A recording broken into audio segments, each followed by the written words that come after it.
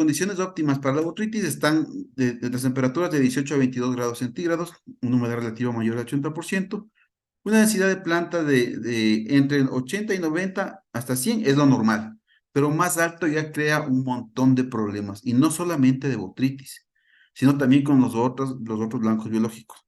La nutrición, ¿qué le favorece al crecimiento de botrytis? Exceso de nitrógeno y una mala relación calcio-potasio. Específicamente, y aquí en botrytis, sí es muy importante la cuestión del calcio. Aquí sí afecta muchísimo que el calcio esté disponible y en buenas cantidades para las plantas. Mantenimiento, plásticos rotos, que estén oscuros, que haya malos drenajes, que el agua lluvia se meta dentro de los invernaderos, en las camas, todo ese tipo de cosas, porque recordemos, la botrytis tiene mucho que ver con la humedad, más botrytis. Y algo que sí que es importantísimo y lamentablemente no es muy considerado en nuestro medio es el manejo de resistencia. De hecho, como vamos a ver un poquito más adelante en la charla, la botrytis es una enfermedad en la que se causa, o mejor dicho, que tiene una alta predisposición a desarrollar resistencia, muy alta predisposición. Y eso hace que se deba hacer un manejo justamente enfocado para evitar que se forme esa resistencia. Ahora sí, miren, el cuerpo de esta charla está dividido en 4 partes. La primera parte son los controles culturales, que no le vamos a gastar mucho tiempo porque es lo que ya prácticamente se hace. Vamos a hacer un poquito de énfasis en ciertos aspectos que posiblemente no se estén considerando, pero realmente no es para demorarse mucho tiempo.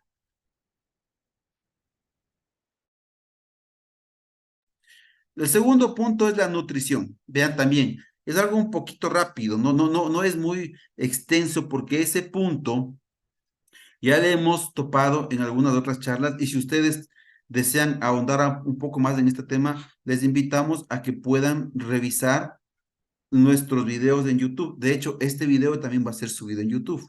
Ahí se especifica mucho más acerca de la nutrición. La tercera parte es algo de fisiología. Básicamente está enfocada en lo que es el manejo de estrés y vacunas vegetales.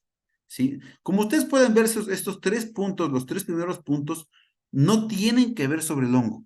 Siempre hemos dicho nosotros, tenemos que aprender a que las soluciones fitosanitarias no siempre van a ser enfocadas en controlar el hongo, sino hay un aspecto muy grande en el que podemos nosotros ir trabajando para poder controlar las plagas y enfermedades. Y finalmente, el cuarto punto es el control sobre el hongo. Todos estos temas vienen a ser una charla muy extensa, muy grande, muy larga, por lo que hemos considerado que vamos a coger los puntos específicos o lo más importante, la carne, dejando el hueso, poniendo solo la carne en esta charla, para que ustedes puedan obtener un conocimiento que esperamos sea de gran utilidad para todos ustedes. Insisto nuevamente, si hay experiencias también en este sentido, pues compartámoslo entre todos, ¿de acuerdo? Bueno, sigamos. Vamos a empezar con los controles culturales. Dentro de estos controles, lo más visible viene a ser la remoción de material enfermo. Yo creo que se hace en muchos aspectos está bien hecho. De plano, las fincas y los pequeños agricultores suelen tener los invernaderos en buen estado, limpios, escobillados. Hay ciertas fincas que pues en realidad hace un poco más de falta de la limpieza y el orden, pero en términos generales sí, se saca material enfermo, palo seco, restos de cosecha, se dejan en otro sitio, que eso es lo más lógico, pues, y lo que más visible, que no requiere de mucha ciencia. Desinfección de herramientas, que no se hace mucho, pero sí se debería considerar. Se pueden usar alcoholes, cloro, pero el cloro es muy corrosivo. Violeta de genciana también se usa. Aquí es preferible usar una violeta de genciana genérica, pura, o mejor dicho, sin algún aditamento, como en nuestro caso que tenemos de Violeforte, que está enriquecido. En este caso es algo muy, muy esencial nada más. El manejo del suelo sí es importante. Y me refiero a la lámina de riego, ¿no? No necesariamente a la ducha. Nosotros también, cuando hacemos los análisis de suelo, tenemos la precaución de solicitar a las personas que nos piden ese servicio, que nos den cómo están regando, cuántos del aforo de los goteros, cuántos goteros tienen en su invernadero, para nosotros poder calcular la lámina de riego. Muchos de los problemas, y de hecho, vamos a ser muy sinceros, la gran mayoría de los problemas que vemos en las fincas no es respecto a que tengan muchas enfermedades y plagas. De hecho, hay, pero mucho se debe al mal manejo del fertirriego. Una gran cantidad es mal manejo del fertirriego. Mantenimiento de plásticos, pues también es muy obvio, especialmente ahorita, miren, está lloviendo muy fuerte, muy fuerte. De hecho, estaba previsto que sucedan estas lluvias. En el pronóstico del clima esta semana enviamos justamente que va a haber lluvias y soles de la mañana, entonces se está cumpliendo. Y si nos agarró por mala suerte con un problema de plásticos rotos, vean señores, ahí sí, por más que hagamos lo que hagamos y metamos el mejor químico del mundo, no va a salir. Ese es un problema que debemos tener. Y eso es otro punto, ¿no? Debemos tener un fondo para que cuando pasen este tipo de cosas, pues poder reaccionar. Hace un mes fue prácticamente, sí, que andábamos nosotros justamente un día sábado recogiendo muestras de suelo y haciendo unos pedidos, entregando unos pedidos en la zona de Cayambi Tabacundo. Nos tocó estar por la parte de Tupigachi, cerca cerca de La Pana, y resulta que hubo una granizada terrible solo en esa zona. Ya por acá, por Tomalón, por La Esperanza, por esa parte de más hacia Quito, no llovió, ni siquiera llovió. Y en esa parte que llovió, que fue muy pequeño el sector donde llovió, donde granizó, se hizo pedazos los invernaderos, se hicieron pedazos los invernaderos. Plásticos rotos, planchas rotas, y claro, pues ahí no queda más que ir y comprar y cambiar rápido. Entonces, ese tipo de cosas tenemos que estar conscientes que hay que hacer. Y algo que sí nos preguntan frecuentemente, y para serles muy sincero, no hay una norma exacta de qué se debe hacer. Ya vamos a ver una herramienta que puede ser útil a todas las personas de aquí presentes, es el manejo del clima.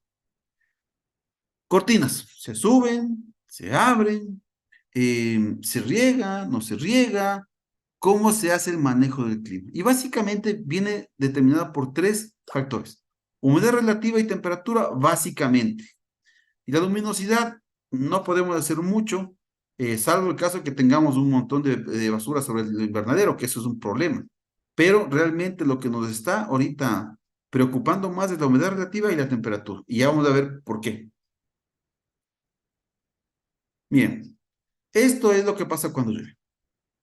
Si no tenemos un sistema de drenaje u otra manera para evitar que se encharque tanto los pasillos externos como los internos, tenemos esto. ¿Ya? Y eso va a estar ahí, va a estar ahí, va a estar ahí, y eso genera humedad, aunque esté fuera del invernadero, porque muchos miran, no es que está fuera, sí, está fuera, pero genera humedad y hay que tener un poco de cuidado, mucho cuidado con esto. Este es otro tema, lo que le estaba diciendo de la luminosidad. Mire, este es una finca que queda cerca de Otavalo por Cervalegre, cerca de la planta de procesamiento de cemento Cervalegre, y se puede ver acá, ¿no? Mucho residuo, el plástico está prácticamente negro. Aquí no pasa suficiente radiación, no pasa luz, y obviamente el invernadero se enfría. Al enfriarse, aumenta la humedad relativa y empieza a crecer botrytis velloso. Entonces, ese es otro punto. Al menos ahorita, si vamos a tener estos climas, limpia los invernaderos. Si no, eso les va a enfriar más todavía. Salvo el caso que puede pasar, de hecho sí puede pasar, que alguno de ustedes ya esté adelantado. De hecho, justamente hoy estuve en una finca y me estaban comentando que están adelantados ya aproximadamente 10 a 15 días.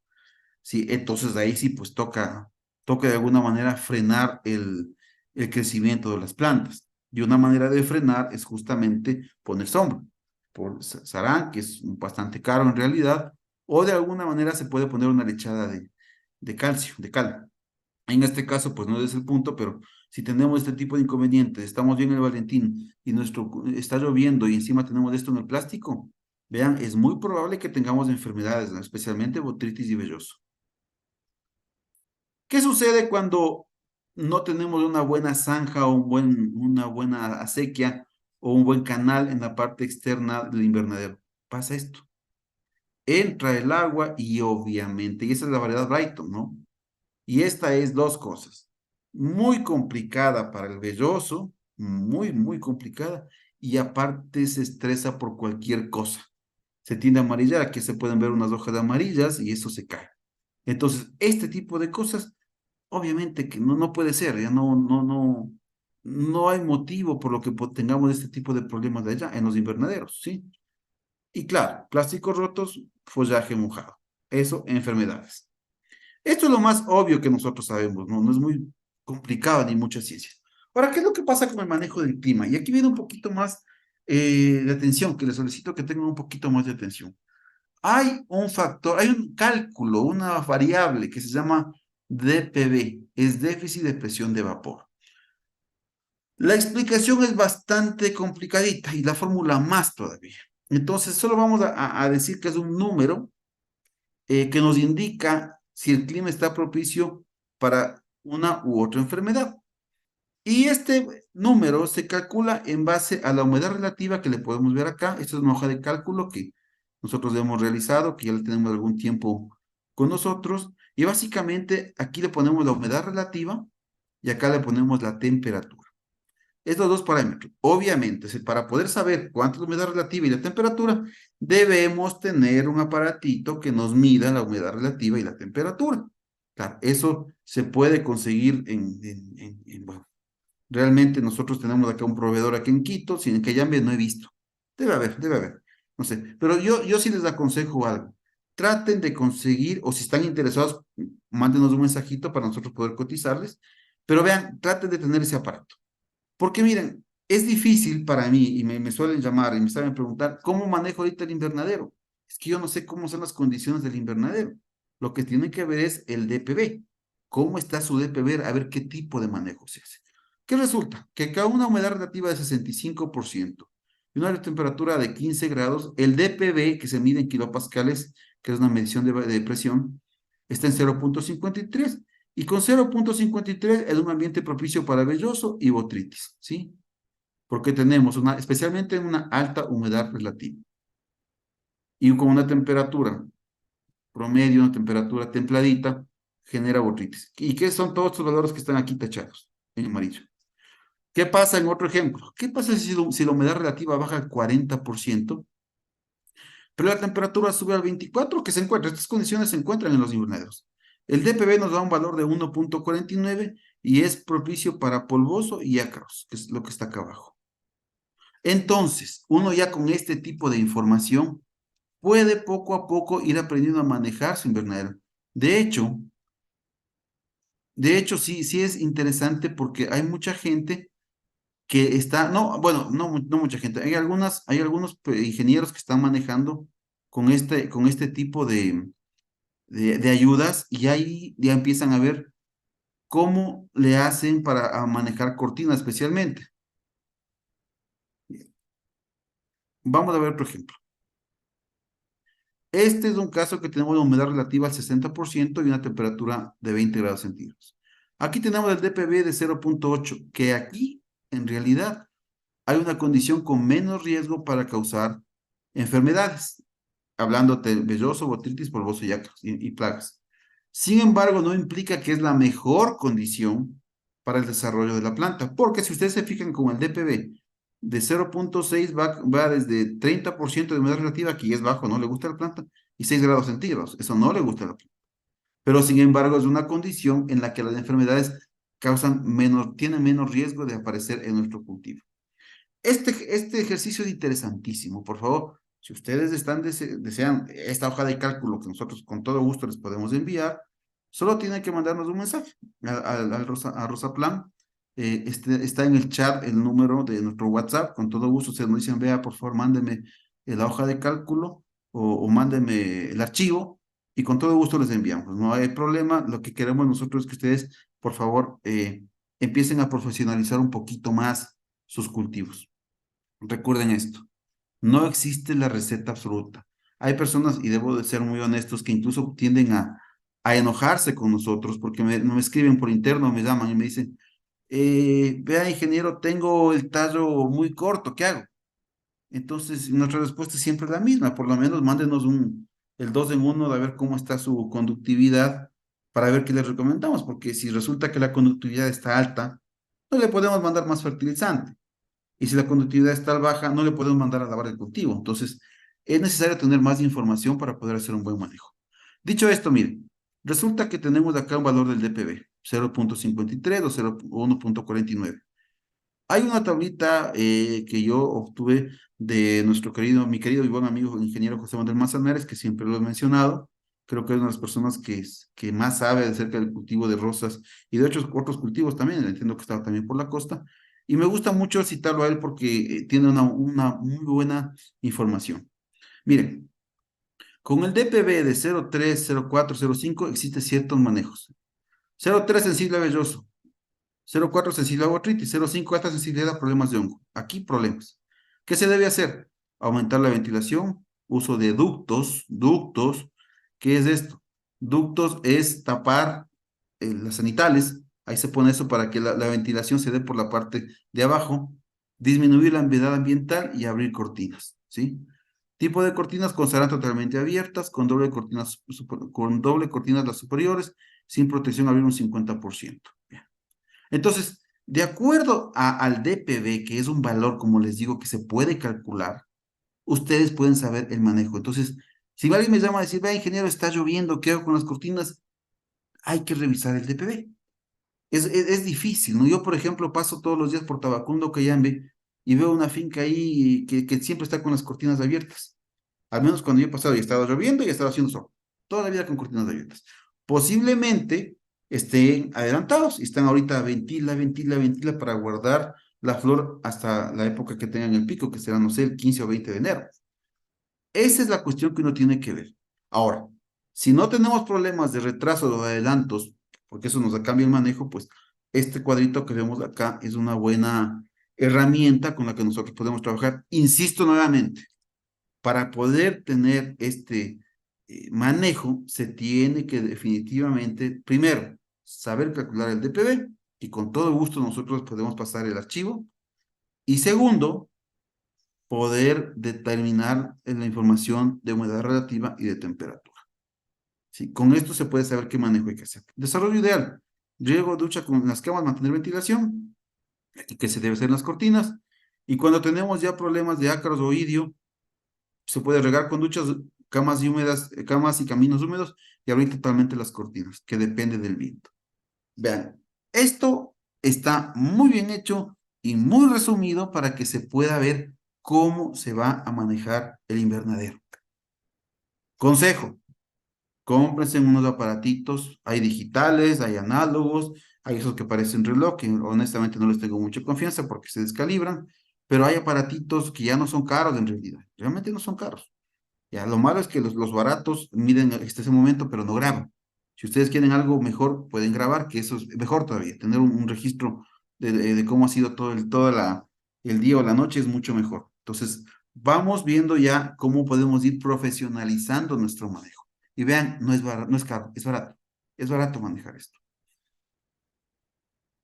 Recuerden, si tienen algún tipo de pregunta, por favor, solo pongan en nuestro chat y con todo gusto en la noche vamos a ir solventando lo que esté a nuestro alcance, todo lo que podemos hacer nosotros. Sigamos.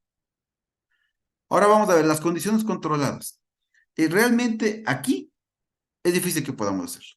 Este es un invernadero en Europa. Si se fijan, tiene luz y no es cualquier luz, es una luz LED. Tiene cortina de arriba, que son pantallas térmicas en realidad. Esto está automatizado. ¿Ya? Si ven acá estas tuberías, calefacciones, que aquí las pocas empresas que tenían ya lo están sacando porque es muy caro, al menos ahorita es demasiado caro, ¿ya? ¿Y qué pasa aquí en el Ecuador? Este es un invernadero. Entonces, obviamente no hay punto de comparación, ¿sí? No podemos decir que nosotros podemos controlar el clima. Algo se puede hacer con el manejo de cortinas si tuviéramos ductos, algo. Y tal vez con la lámina de riego. Por eso es importantísimo que podamos mantener una lámina de riego adecuada. Yo siempre les digo, vean señores, eh, hay que profesionalizar los cultivos y hay que empezar por la nutrición y el manejo de fertirriego. Eso es lo primero que hay que hacer. Después ya se habrán visto otras cosas, incluso después hay que aplicar los fitofortificantes, los bioestimulantes, todo lo demás, pero primero la nutrición. Y luego sí, el resto de cosas que tengamos que hacer. Y realmente al final debería ser la cuestión fitosanitaria. Pero bueno, estamos un poquito acostumbrados a que, y eso es lo que yo siempre suelo decir, ¿no? A nosotros nos llaman y nos mandan mensajes frecuentemente y bastante frecuentemente a pedirnos una receta. Entonces, por, por ética, yo no puedo decir haga esto si no tengo datos. O sea, no es fácil. ¿Qué tal sale mal? Pues el ingeniero fue, ¿no? Entonces hay que tener información para poder saber qué es lo que se tiene que hacer. Entonces, miren, lamentablemente acá algo, muy poco se puede hacer en cuanto al manejo del clima en invernadero. No tenemos las condiciones de otros países, ni bueno, aquí hay invernaderos de propagación básicamente que tienen una tecnología muy similar a esta, no igual, pero similar. Pero en el término, el común de los mortales, tenemos un invernadero muy sencillo como los que están en esta foto de acá. Estos son datos, condiciones reales, datos reales. Año 2016, 2017, en estos diferentes meses, en el periodo diurno, o sea, en el día, vean cómo cambia la temperatura, de 34 a 4, de 35 a 5. Temperatura máxima, 34 grados, la mínima 5 grados. O sea, es un delta muy grande. Son 30 grados de diferencia. Eso obviamente causa estrés. Y ahí empezamos con los problemas. Como no podemos controlar las condiciones que tenemos, que tienen en Europa o en otros países, esto de acá es lo que hay. Muy difícilmente podemos variar esto. Entonces, ¿qué es lo que toca hacer?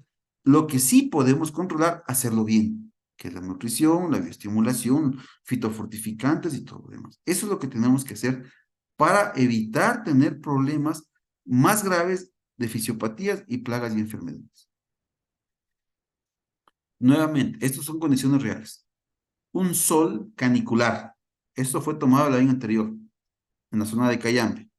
Si ustedes pueden ver los datos, estos son 2011, el tercer trimestre, en la fecha de agosto, los días. Vean la cantidad de radiación que tenemos aquí en el Ecuador. Se dice que más o menos una radiación normal es 1200 joules. Tenemos acá 2100, 2100, 2300. Esto es un horno. Imagínense ustedes, pobres plantas, tienen que estar ahí y les da el sol fuerte, les da el sol durísimo. ¿Qué causa eso? Estrés. Definitiva, todo lo que estamos viendo causa estrés. ¿Qué es el estrés? El conjunto de respuestas fisiológicas que definen un estado particular del organismo, diferente al observado bajo un rango de condiciones óptimas. O sea, todo lo que no esté dentro del rango óptimo causa estrés. Ahora ustedes dirán, ¿y eso qué? Pues que la planta se defiende, la planta tiene que, en vez de dedicarse a producir, estar fuerte, tiene que tratar de sobrevivir. Y eso hace que se debilite y empiecen los problemas. ¿Ya? Yo no soy muy amigo y bueno, más fácil, por así te puedo contar una historia. Yo no soy muy amigo de simplemente coger y decir hagan esto, hagan otro, porque se necesita tener datos para poder dar una respuesta correcta a lo que a lo que están pidiéndonos. ¿Ya? No soy muy amigo de las asesorías eh, a control remoto. Claro, a veces que nosotros nos piden algo, les digo, mándeme una foto, o si no se puede ver bien en la foto, mándeme una conductividad, de lo que sea. Y ahí algo se puede ir viendo. Pero la intención con todo esto es evitar el estrés.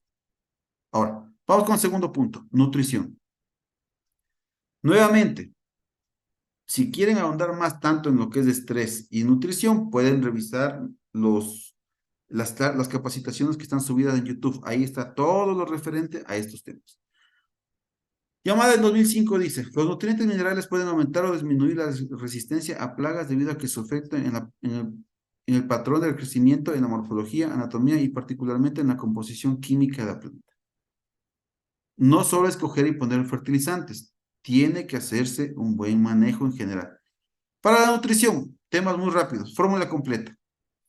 Y ahí, por favor, y por favor, si está dentro del auditorio, algún ingeniero que recomiende dar 3 días a la semana o tanque A un día y tanque B otro día, yo, por favor, le pido de todo corazón, si nos puede mandar un mensajito o puede prender el micrófono para que me explique. Porque honestamente yo no he encontrado y he hablado con algunas personas para que me expliquen el por qué se hace eso. Y he tratado de buscar un poco de información, pero yo no entiendo por qué hacen eso. La planta necesita todos los elementos todos los días. Es difícil porque sábados y domingos no es tan fácil, por en fin, nuestra forma de trabajar, eh, en motivos, pero por lo menos de lunes a viernes, 22 días al mes, debería darse la fórmula completa. Nosotros seguimos haciendo análisis de suelo y encontramos unas fórmulas que mandan cosas muy raras. En todo caso, pues no compartimos, y yo respeto a los colegas que tengan su criterio, yo no comparto, pero bueno, pues a la final, pues son ustedes, los productores, los que deciden qué hacen esos cultivos.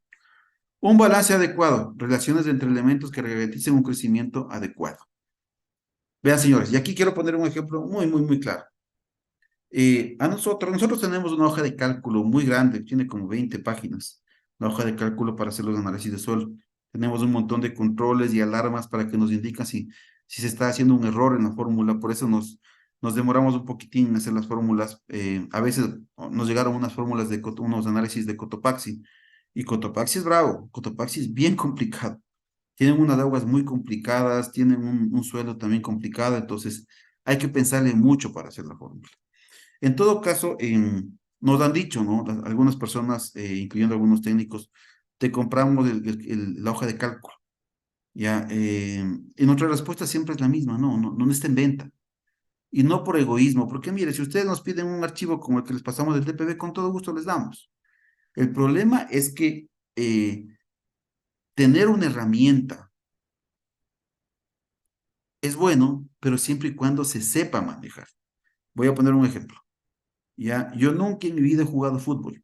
Yo no sé jugar fútbol. Me gusta ver, pero no jugar. Pero resulta que un buen día amanezco y digo, ¿saben que yo voy a ser futbolista? Entonces, cojo, me voy a Maratón o me voy a los autónomos en Cayambe y me compro una pelota de fútbol.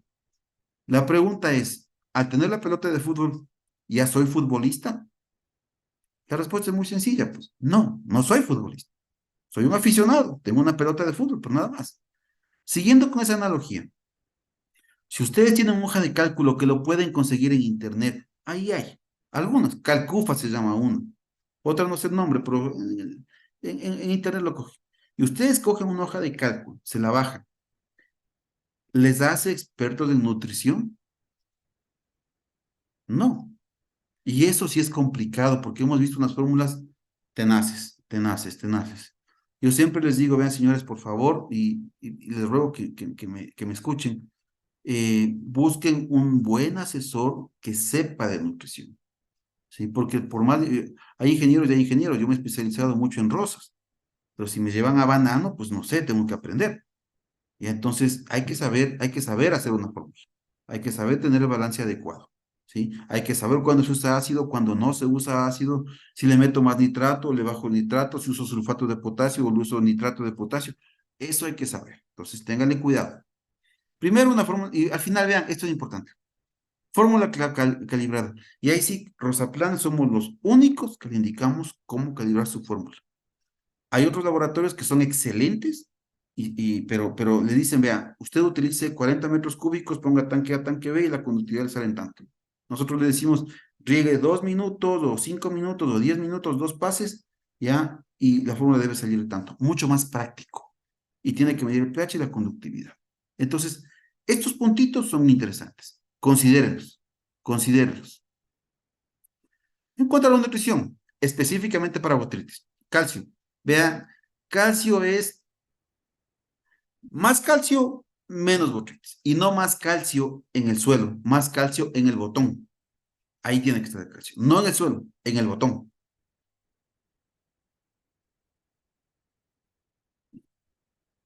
Más calcio en el botón. No necesariamente echarle más calcio al suelo signifique que llega más calcio al botón. No es así.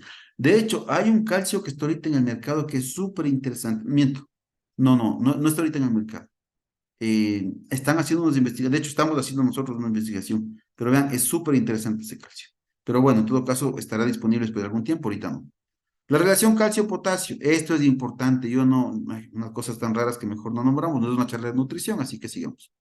Pero en épocas de botritis la relación recomendada es 0,7 a 1, o sea, más calcio que potasio en ppm. Más calcio comparativamente hablando que en otras épocas del clima seco, que llega a igualarse en cierto momento con el potasio, de 0,7 a 1.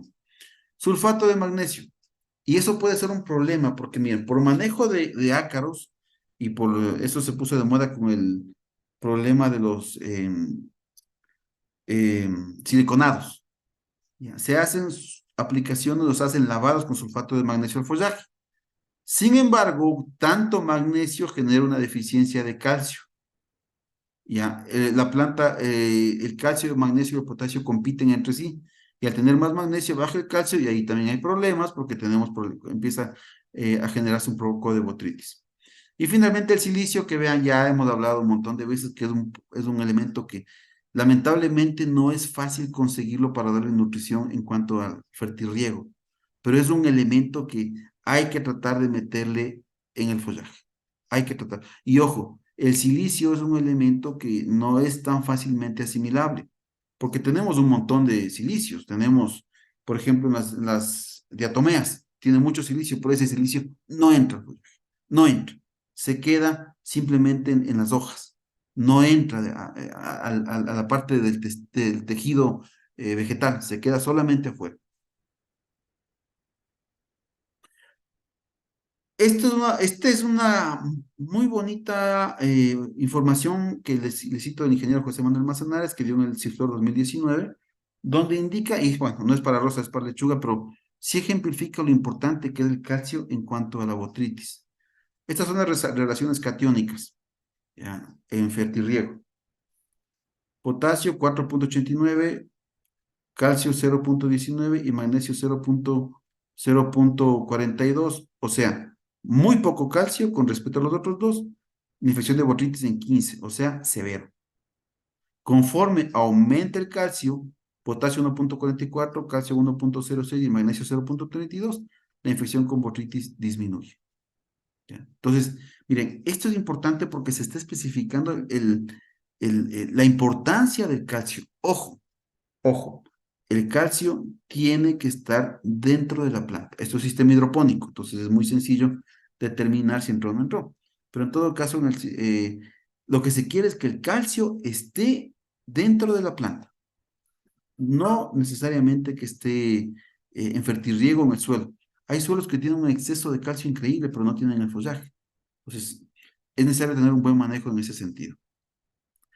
Tercero, lo que es fisiología. Y aquí en fisiología lo que estamos prácticamente viendo son los puntos que tienen que ver con el uso de vacunas vegetales, fitofortificantes y manejo del estrés. Como vimos anteriormente, el estrés causa que la planta esté débil y se puede ser susceptible a cualquier tipo de problemas de enfermedades y plagas. ¿Sí? Ya. En la parte de fisiología tenemos lo siguiente: manejo fisiológico en cuanto a activadores de defensa y fitofortificantes. Los activadores de defensa son moléculas que ayudan a que la planta empiece a defenderse. Ojo, ojo, y hay que tener un poquito de cuidado con esto, porque hay dos principalmente en el país. Hay otros más, ¿no? De hecho, el fosfito es un fitofortificante, también un activador de defensa. Los que consideramos nosotros como Rosaplan, porque no es necesariamente así. Los activadores de defensa como tal son ácido salicílico y el ácido jasmónico.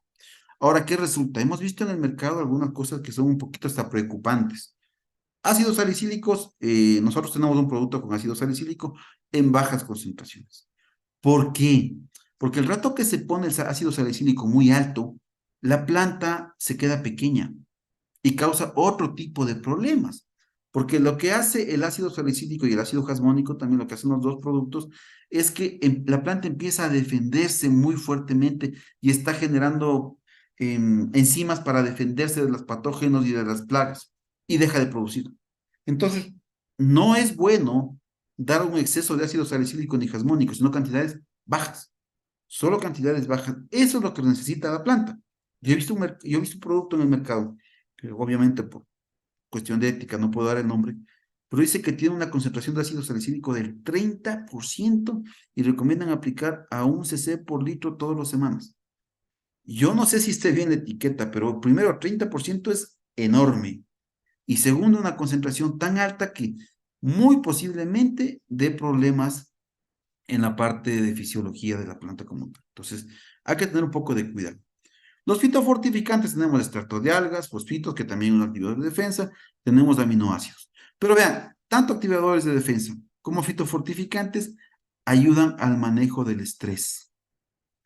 Y esto sumado a una correcta bioestimulación, tenemos una mejora en la producción y una mejora en la calidad. Este cuadrito es súper importante. Aprendamos a ver activadores de defensa, fitofortificantes, bioestimulación, mejora producción, mejora calidad. ¿Por qué mejora la producción? Disminución de ciclos. Sencillo. Ojo, siempre y cuando la parte nutricional esté bien.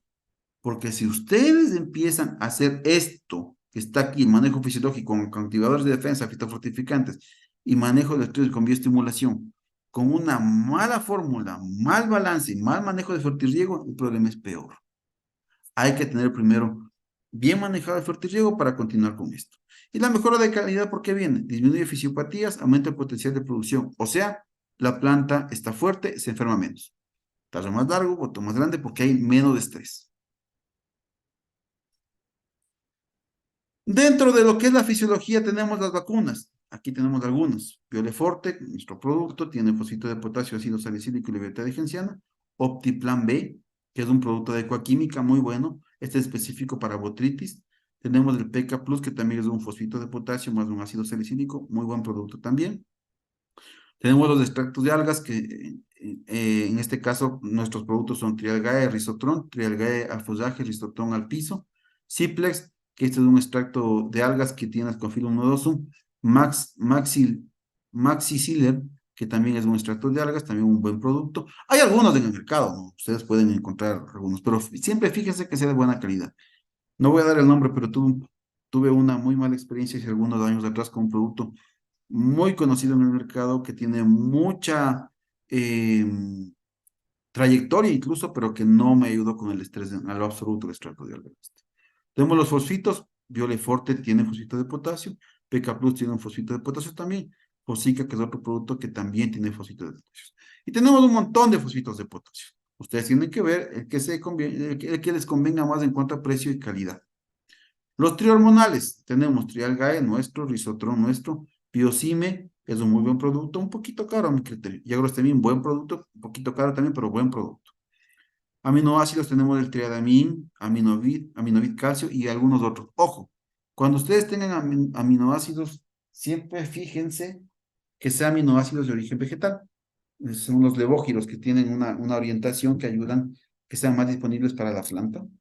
Y por último, tenemos otros productos que están entrando últimamente, que son los de alta radiación, más bien los antirradiación, que lo que hacen es que ayudan, si me permiten un segundo, porque se me está apagando la computadora y me conecto a la corriente en este momento.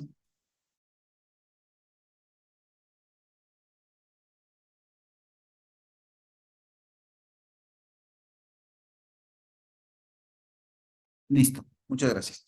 Antirradiación, que es el surround, que estamos haciendo investigación en este momento, que ayuda, es un bloqueador solar, que evita que la luz solar fuerte, la que es la no par, la que es diferente, la que no está entre el rango de 400 a 700 nanómetros, eh, evita que esa luz tanina pase las hojas y ahí le bloquea y la planta empieza a estar mejor.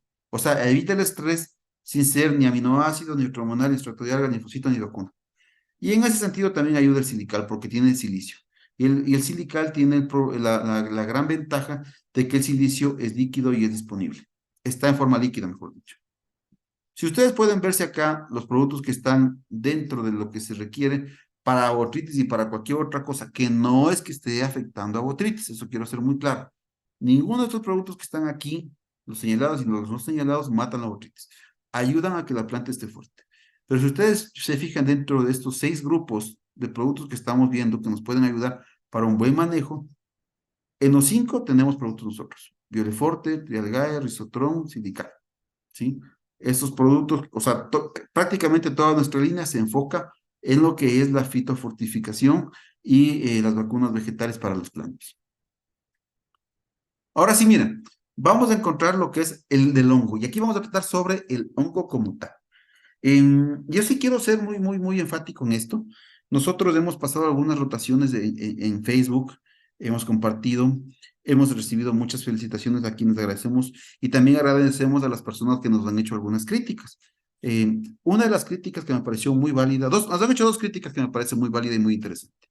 La primera es que hay que tratar de poner un poco más los ingredientes activos y los controles, o mejor dicho, los grupos químicos, que sí, me parece muy bien, me parece realmente perfecto porque nos empezamos a profesionalizar más todavía.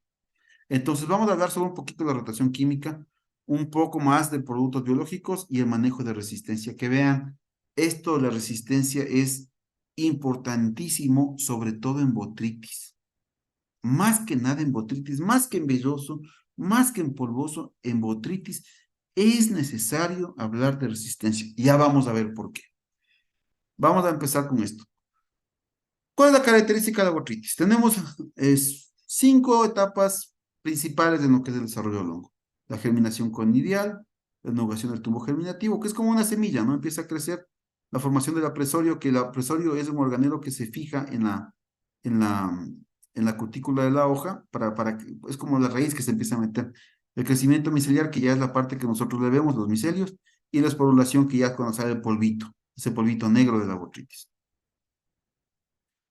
Una característica de la botritis genera lo que se llama esclerosios, que son estructuras de defensa, estructuras de resistencia que pueden estar latente años. Son como pequeñas piedritas que pueden hacer hasta enormes. Esta es una moneda, un peso chileno, pero pueden ser enormes incluso, y se quedan ahí, y están ahí, y se mantienen ahí, esperan que haya las condiciones adecuadas y empieza a brotar la botritis. Por eso es importante también hablar respecto a la resistencia, porque vean, puede permanecer ahí años. Este de aquí, solo para informar, son los grupos químicos según la FRAC, de los fungicidas. La FRAC es fungicide. Entonces, aquí está resumido de una forma muy complicada, si se quiere, porque sí está algo complicado, pero muy didáctica incluso de cómo actúan los diferentes grupos químicos. Más que nada es como para información, porque no vamos a ponernos a analizar de uno en uno, es muy complicado y hay gente especialista en hacer esto. Lo que sí podemos ver es que el resumen de los grupos químicos es este. Actúan en la respiración, esterol biosíntesis de membranas, multisitios, síntesis o transporte de lípidos, proteínas motoras, metabolismo de ácidos nucleicos, es decir, todos estos grupos químicos, todos estos, en todos estos procesos actúan los fungicidas. Como pueden ver, son bastantes. ¿Ya? ¿Y cuál es la intención? Que nosotros realmente tengamos productos o usemos productos que estén dentro de todos estos grupos químicos. Aquí podemos ver B1, B2, B6, o mejor dicho, 1, 47, 7, 11, 29. Todos estos números que ustedes ven acá son los grupos químicos. Lo que está aquí es en donde actúan y lo que está acá son los ingredientes activos. Por ejemplo, dentro del grupo 1, tenemos el metiltiofanato, tiofanato de metilo, que es un tiabendazol también. En el grupo 10, un dietofenocarb. En el grupo 47, fenamacril. Estos grupos químicos que vemos acá son los que existen en el mundo. No necesariamente todos estos grupos los vamos a encontrar aquí en el Ecuador, pero son los que existen en el mundo. De hecho, la gran mayoría sí existen aquí en el país, ¿sí? Y con lo que tenemos ahorita sí se puede hacer una buena rotación. De hecho, ustedes están viendo acá, eso ya es una buena rotación, porque están todos los ingredientes activos con todos los grupos químicos que podemos usar acá. Sin embargo, es importante que cada uno de ustedes, dentro de lo que es su finca, ya empiece a ver cómo está manejando. De hecho, este cuadrito está bastante resumido de cómo se tendría que hacer. Vamos a poner un ejemplo. En el grupo 9 tenemos el D1, inhibidores de la biosíntesis de metionina. Tenemos ahí el pirimetanilo, Scala, Dalac, Silver, mepanipirina y el ciprodinilo. Ciprodinilo sí existe en el mercado. Y disculpen, no quiero dar nombres comerciales porque de hecho vamos a subir en el Facebook, pero lamentablemente sí va a tocar algún rato hablar de algún grupo químico, de algún producto que definitivamente es el mejor, que a mi juicio, de largo y muy de largo es el mejor que existe en el país. Porque aquí tenemos un grupo, el fludeoxanilo, que es un ingrediente activo súper interesante porque vamos a ver en qué etapa del hongo actúa. Está un poquito más abajo. Y también hay que considerar la efectividad de los botricidas. O sea, hay botricidas y hay botricidas. Hay botricidas que son muy buenos, hay botricidas que ya no son tan buenos. Pero sin embargo, porque no necesariamente porque no tengamos los resultados del 100% de control, hay que eliminarlo, no. ¿Por qué? Porque es necesario rotar por el manejo antirresistencia. Por ejemplo, De moderada efectividad tenemos extracto de rutáceas. Hay un producto acá, ya hay uno de extracto de rutáceas. Como les dije, prefiero no dar nombres comerciales. Extracto de árbol de té, sulfato de cobre pentahidratado. Hay un sulfato de cobre aquí ya.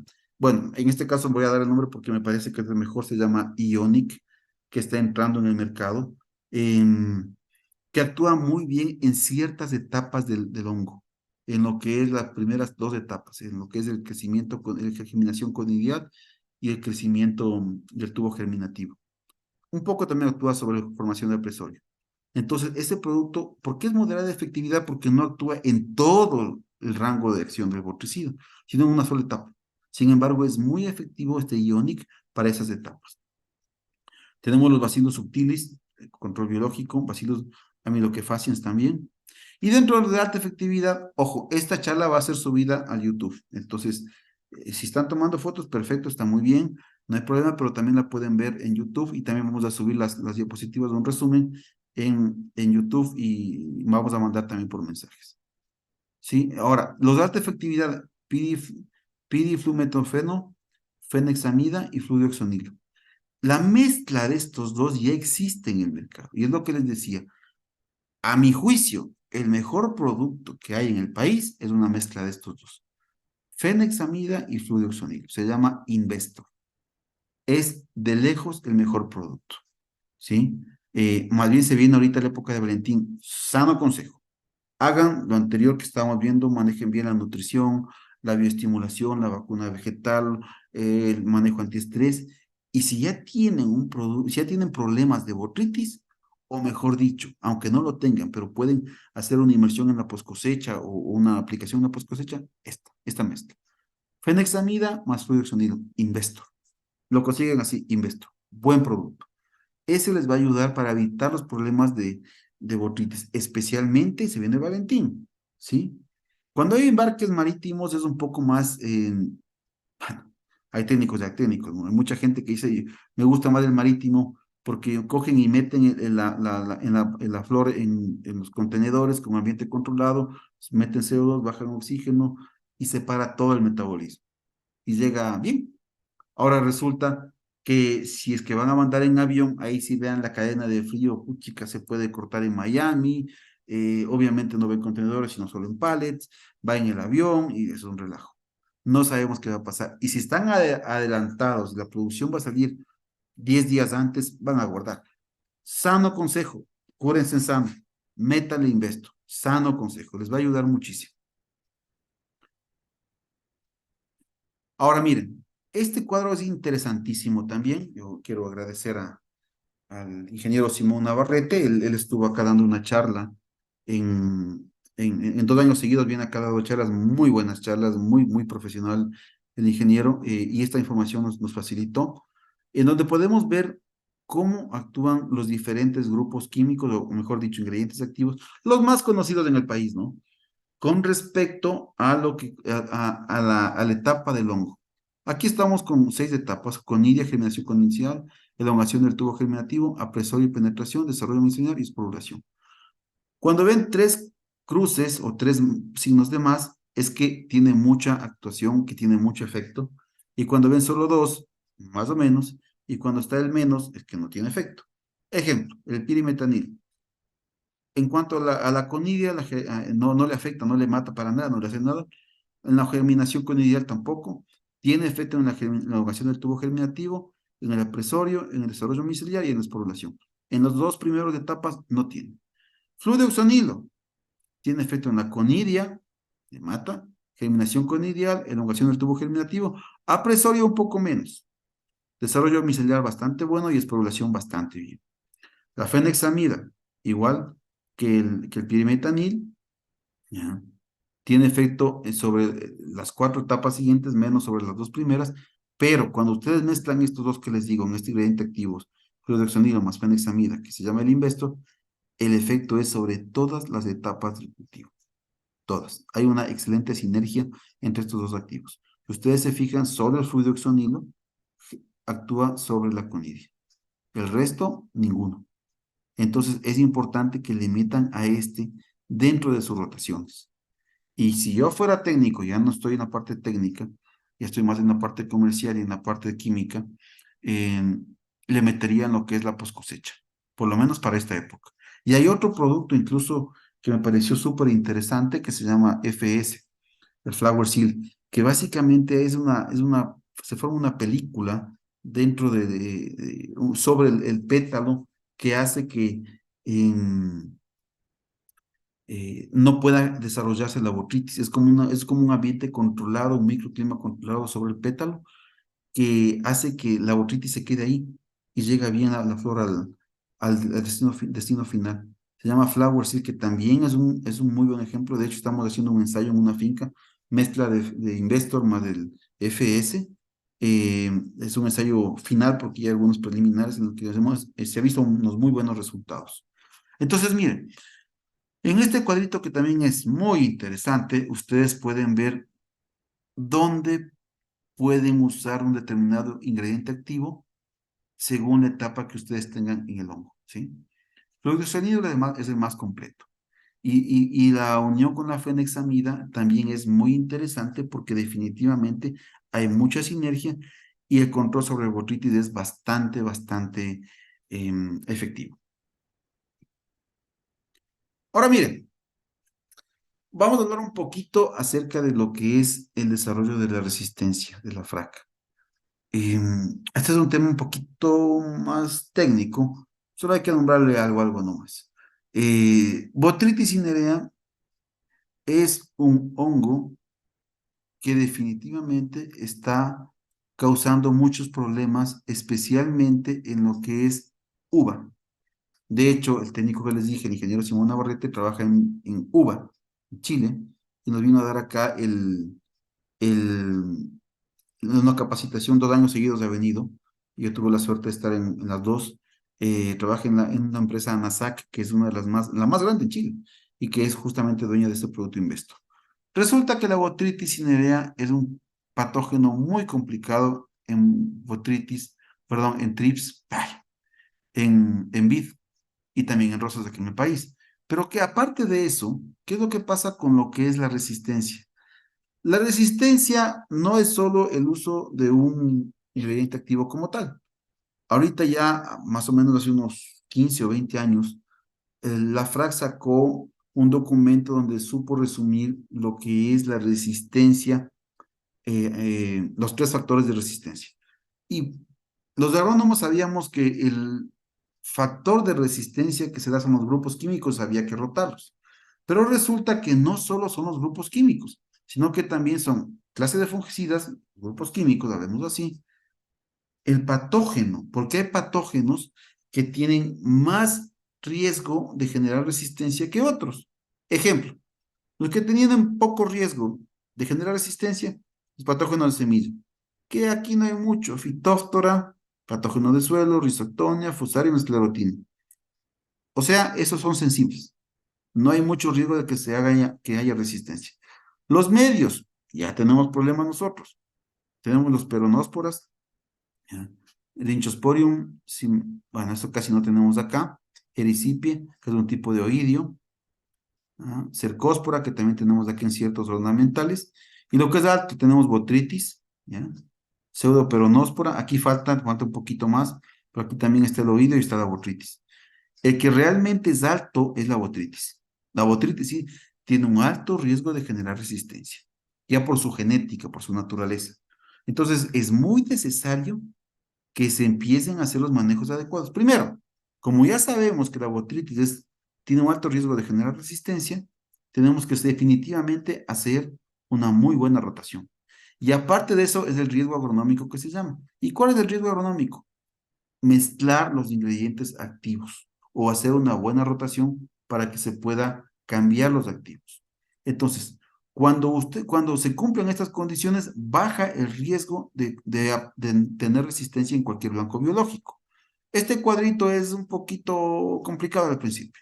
Bueno, también nosotros hemos hecho una hoja de cálculo donde se puede calcular el riesgo de resistencia. Y aquí vamos a ver el ejemplo con el Investor, que les estoy diciendo que es para botritis, que es una mezcla de fluoxetonilo más penexamid. El riesgo como tal de este producto es medio. ¿Por qué? Porque es una mezcla. Los dos grupos que tienen en la FRAC son de riesgo medio. Y de hecho, para botritis, casi todos los productos que se usan son de riesgo medio. ¿Qué es lo que sucede? Como les decía al principio, la botritis está en el riesgo alto, porque es una enfermedad que es susceptible de crear resistencia. Y como está usado en mezcla, el riesgo baja. Al final tenemos un riesgo de 1.5, que es medio, que para hacer botritis es súper bueno. Esta es una hojita de cálculo. eh, no sé si a alguno le interesa porque es un poquito más específica. Y para serles honestos, el manejo de esta hojita es un poco más complicado. Hay algunas fincas que nos han pedido, con todo gusto les damos, pero sí es necesario saber un poquito, tener un poquito más de conocimiento para poder interpretar el resultado de esto. Ahora miren, los biológicos. Ya, sí, ya no nos queda mucho tiempo, pero sí. Los biológicos, ¿qué resulta con los biológicos? Vean, señores, si ustedes pueden empezar a usar estos productos, sería genial. Esta es una diapositiva donde se puede ver la botritis. Esto de acá es la botritis, todo lo que se ve aquí es botritis. Aquí está maximizado la botritis como es como un tallo que se ve grueso. Y la tricoderma lo que hace es que le va envolviendo a la botritis. Aquí la pueden ver, ¿sí? Le va parasitando, compite con la botritis. Se le empieza a enrollar como una enredadera y le empieza a asfixiar, le empieza a matar. Eso es importante. Y si ustedes pueden usar eso, mejor. Mientras menos químicos usen ustedes en sus fincas, es mucho mejor. Hay herramientas como las que le acabo de decir anteriormente, antes de los químicos, y también las biológicas. Este es uno. Consejo para usar tricodermas, por favor, traten de usar un producto, si es que es líquido, lo más nuevo posible, porque la tricoderma empieza a morir cuando está líquida. La mejor manera de usar una tricoderma es liofilizada o en polvo, que se llama. No en el arroz, en polvo, liofilizada, se mantiene latente. Esa es una buena tricoderma. Ahí les puede ayudar muchísimo. Y vean, empiecen a usar, úsenlos. Hay problemas con las tricodermas en el sentido de que algunos productos que matan botritis matan tricoderma. Pero de todas maneras, la planta al tener menos químicos se va a empezar a sentir mucho mejor y va a empezar a defender. Y de hecho, la tricoderma no solo ayuda a botritis, ¿no? Ayuda al enraizamiento también. Entonces se aplica al suelo, mata botritis y también ayuda para que la planta empiece a generar más raíces. Hay una simbiosis con las rosas. Entonces es una muy buena herramienta que vean, si ustedes pueden usarlo, vean, háganlo. De hecho, estamos haciendo algunas negociaciones porque también como Rosaplan queremos tratar de comercializar algunas tricodermas, pero estamos viendo obviamente la mejor opción en cuanto a precio y calidad, como nos caracteriza a nosotros. Otro producto que puede ser usado, y de hecho se usa y hay casas comerciales muy grandes que ya están comercializando, son los bacilos. Los bacilos sutilis, bacilos, había otro, no recuerdo el nombre ahorita, pero también se usa. ¿Cómo sirve esto? Antibiócidos, o sea, genera toxinas que le matan al hongo, a la botritis. Por la competencia colonizan el mismo espacio por la botritis, es colonizado por el bacillus, entonces no le deja. Y también, esto es interesantísimo, induce a la resistencia de plagas y enfermedades a la planta. Entonces, miren, los dos biológicos, tricodermas y los bacillus, ayudan a la planta. Úsenlos, úsenlos, por favor. De hecho, nosotros sí estamos muy interesados en empezar en esa línea, pero no como líquidos, porque los líquidos tienen el problema de que si se deja mucho tiempo, pues baja la viabilidad. Hay una empresa en Cayambe, no recuerdo el nombre, pero que tiene el manejo de venta de los tricodermas que les hacen fresco, cogen y entregan lo más pronto posible. Es interesante. En lo personal, para evitar cualquier tipo de problemas, porque pasa, ¿no? Yo ando en el carro todo el día y a veces uno coge un producto y le pasa todo el día en el carro, se calienta, se puede morir, son organismos vivos. Por eso siempre es importante que esté liofilizado. Sin embargo, yo sé que esta empresa ya lleva algunos años en el mercado. Cuando yo trabajaba en finca, usaba, no recuerdo el nombre de esta empresa, pero sí, dio buen resultado. Pese a ser un producto líquido, daba bastante buen resultado. Y también tenemos otras herramientas. No me acuerdo muy bien cómo se pronuncia esa. Swingla, glutinosa, Malaleuca alternifolia, quillaja, saponaria, ácido ciamínico, eugenol, geraniol, limonelo, carbacol, etcétera. No todo de esta ya hay en el mercado. Melaleuca sí hay. Swinglea glutinosa sí está llegando un producto que entiendo llegar el próximo año, que lo van a evaluar en una casa comercial, que es otra buena alternativa para el control de botritis. Y algunas sales inorgánicas como las sales de cobre, vuelvo a repetir, iónico. Para mí, si vamos a usar un cobre, iónico. Ojo, hemos visto hay una violeta de genciana que está mezclada con cobre. Ténganle cuidado. Para el cobre es un elemento muy bueno, sirve de mucho para prevenir enfermedades, pero utilizado al follaje puede causar problemas. Iónico no causa problemas. Esto es una nanotecnología, está muy pequeñito y eso hace que sea muy eficiente y se necesite pocas cantidades. Entonces, hay que tratar de usar cobres que no tengan el problema de fito. Iónico he visto que no causa fito, se aplica al follaje. Ya lo están haciendo en algunas fincas. Bicarbonato de potasio, cuidado con el bicarbonato también. Siempre el bicarbonato es algo complicado, sin embargo, sí se puede ser usado. Sales de silicio, estas sales, ni siquiera sales de silicio, o sea, el silicio como sal, sí, pero tiene que ser algo que esté disponible. Silical está disponible. Hay otros silicios que definitivamente no entran en lo que. Entonces, en ese sentido, sí hay que usar los productos que sepan que les va a servir. Las diatomeas no entran a la piel, quedan solo en la parte de afuera. Que también es bueno, sí, sí, también es bueno porque ayudan para que sirven como un bloqueador solar, un refractante de la luz. Pero si ustedes quieren que el silicio entre en la planta, usen otro tipo de productos. Los ponemos a su disposición el nuestro que es silical, que es uno que pueden meter en rotación. Y lo bueno de nuestro producto, el silical, es que tiene calcio, potasio, silicio y azufre, todos disponibles.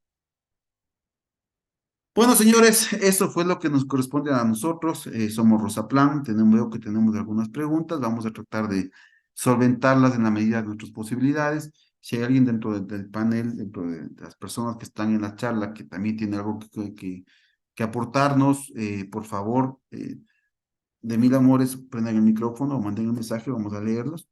Eh, Como les decía al principio, nosotros somos Rosaplan, tenemos nuestra línea Silical, Trialgae, Biodeforte, Risotron y Picanto, que son nuestros productos que ninguno es químico, nos especializamos en productos no químicas, alternativas eficientes y no químicas. Sí queremos ser muy enfáticos en esto porque entendemos que hay ciertas situaciones en las que toca aplicar un químico y pasamos una rotación al WhatsApp o pasamos una rotación en Facebook o en Instagram, en nuestras redes sociales, y mucha gente nos llama a pedir que les coticemos algún químico. Nosotros no vendemos químicos. Tenemos solo estos productos, Silical, Trialgae, Bioleforte, Risotron, que es nuestra línea fisionutricional, que es la parte de fitofortificantes, extracto de algas, vacunas vegetales, y Picanto, que es un repelente de ajo ají. Tiene ajo, ají, ajenjo, cebolla y otros que, bueno, no es motivo de la charla, simplemente estamos comentando. Y también tenemos los análisis de suelo. Importante. Nosotros queremos, o mejor dicho, nosotros tratamos de que el consumo de agroquímicos baje en su propiedad y damos los primeros pasos para evitar eso. Siempre va a pasar algo y se pueden subir las enfermedades o las plagas que necesariamente también podemos recurrir a los químicos. Sin embargo, hay que tratar de minimizar el uso de los químicos. Esos son nuestros productos. Dicho esto, señores, vamos a pasar a la parte de rondas y preguntas. Por favor, producción, si me ayuda leyendo las preguntas.